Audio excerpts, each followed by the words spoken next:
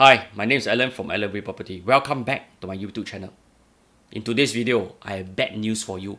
I'm going to talk about something very depressing. Singapore, as a small but globally connected city-state, is no stranger to the ripples of global economic tides.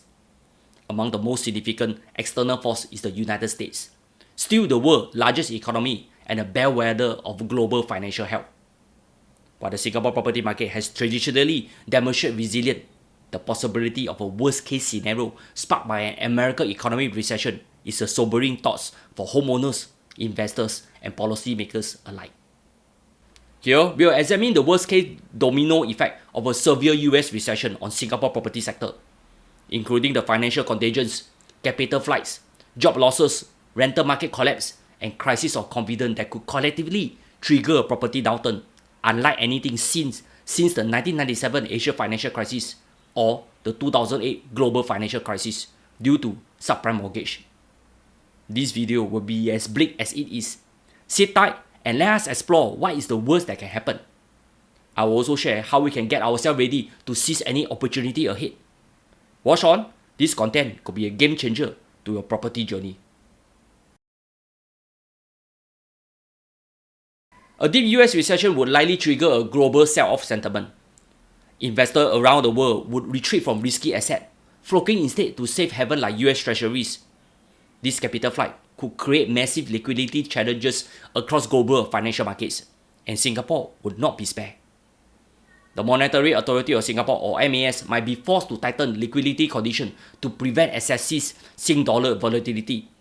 Higher interest rate and tighter credit conditions could hit property buyers hard, especially those relying on housing loans. Singapore private property market is already at an elevated level. A further squeeze on liquidity could choke demand, particularly for luxury condos, en-bloc redevelopment projects, and highly leveraged property purchases. In the worst case scenario, we may witness a sharp contraction in transaction volume, with prices sliding as sellers begin to slash expectations amidst disappearing buyers. The US economy is tightly intertwined with global supply chain, tech ecosystem, and multinational business operation. A recession in the US would ripple across global trade flow, and Singapore, being a hub for international trade, finance, and logistics, will be particularly exposed. Job losses could hit a sector such as finance and fintech, as global banks and investment firms scale back. Technology, due to weakened funding and slower demand from US consumers. Shipping and logistics, as global freight volume drops. Hospitality and tourism, with fewer American and European businesses and leisure travelers. In a worst-case scenario, unemployment could spike, leading to a drop in household incomes. This would reduce the ability of both citizens and permanent residents to service mortgage or enter the housing market. A spike of distressed sales, especially in the private condo segment, could follow, especially those that are fully geared, and the worst is to buy a property that has no resale demand. On this part, I doubt I need to further elaborate further if you have been watching my video for the longest time ever. Singapore rental market has surged in recent years, driven likely by expatriate demands and the delay in BTO completion. However, an American-led global recession will put immense pressure on MNC operating in Singapore to cut costs, reduce headcount, or even exit the region entirely. This could lead to a wave of expat leavings, especially those in the middle and upper income brackets, who typically rent in prime areas like Orchard Road, River Valley, Holland, and the CBD. Vacancy rate would rise, and landlords might be forced to slash rents to attract a much smaller pool of tenants. In the worst case scenario, we could see rental yield compress dramatically, causing some investors to default on mortgage payment or be forced to sell at a losses. All this could start a chain reaction of fire sale across investment-heavy districts such as District 9, 10, 11, 1, and part of District 15. However, for those that are renting out to Expats and work permit holders, no worry, business as usual. And for those that are renting out to emerging Chinese startup, I think also no worry, the Chinese are still doing good. Anyway, I'll be traveling to Shenzhen in June. I look forward in visiting this modern city. A US recession with a severe global spillover effect could prompt fear among Singaporean homeowners and investors. we could see panics among over-leveraged homeowners. They will start to dump their asset, especially if they lost their employment. We will also witness investors offloading units to preserve liquidity. HDB upgraders may defer their upgrading plans, and first-time buyers may defer their housing plan altogether, going for BTO flats instead. This will lead to stagnant sales both in the resale and new home market. In such a situation, what will developers do? Well, in typical fashion, give discount law. Developer will start dishing out aggressive discount to move unsold inventory. Developer will also have to price attractively to move sales. Profit margin may have to adjust from double digit to low single digit. If that happens, land sale will see fewer buyers. This will lead to lower land costs and hopefully lower selling price.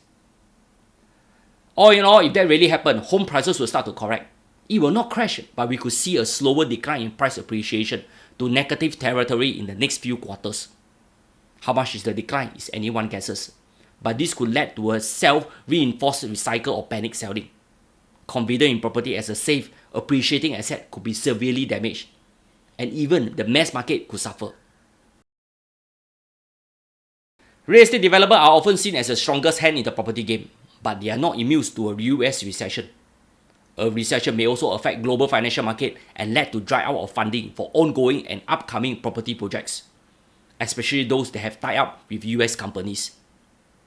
If interest rates spike or banks become more conservative, developers may face refinancing challenges, construction delays, or even project cancellation.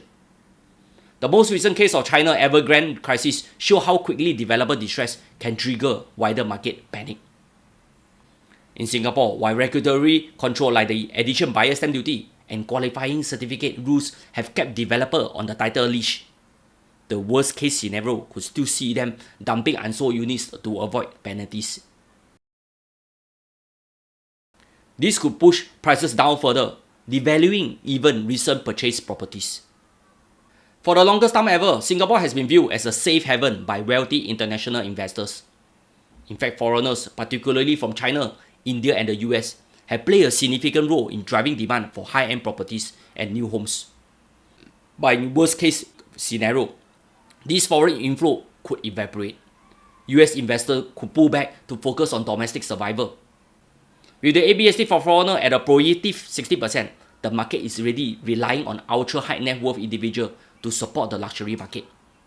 If these investors vanish in a global recession, Singapore high-end property market could be left hollow and oversupplied. The only way for them to participate in this property game is through becoming a permanent resident or even converting to a Singapore citizen. But these are sensitive issues and will entail political repercussion. The Singapore government has a strong track record of managing property cycle with cooling measures and regulations. However, in the sudden global shock, even swift intervention may not prevent a major correction. Potential policy options could be on the card include reducing ABSD and SSD rates, easing LTV ratio or TDSR limits, suspending government land sale program to even supporting developers' liquidity. All this could soften the blow, but might be too late to stop the momentum of a crashing market if it really happened. In the worst case scenario, confidence will take a long time to rebuild, and price recovery could take years, especially in the private segment. However, you all no worry. Based on my previous analysis, since the last GE in 2020, HDB prices has surged by 48% in just 4 years. Drop a few percentage points, small change only. Don't need to kanchong. As for the private property market, prices has surged by 36% since 2020. Okay lah, now for prices to automatically correct without government intervention, isn't that a good thing?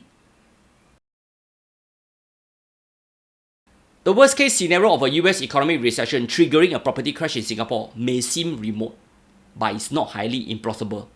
In a highly interconnected global economy, Singapore's fate is intertwined with the health of the world economic giants. While the local property market is backed by strong fundamentals, limited land, growing population, rising wages, prudent regulation, this may not be sufficient shield in the face of a full-blown global economic crisis. Investors, homeowners, and developers alike must prepare for volatility and stress test their portfolio for such black swan events. Ultimately, the lesson is one of cautious diversification and prudent leverage. In good times, it's easy to believe the market will never fail. But in a worst case scenario, as history shown, even Singapore is not immune. For bargain hunters sitting on the sideline for the longest time ever, maybe it's an opportunity to pick up some distressed properties like how our pioneers have done that. I'm always ready. What about you? Anyway, I happen to revisit this video on the collapse of Lehman Brothers and the global financial market. For those that are too young to remember anything, this is a gentle reminder of what a financial crisis can do. After all, I lost my job and become a housing agent, all because of Lehman Brothers. Enjoy watching.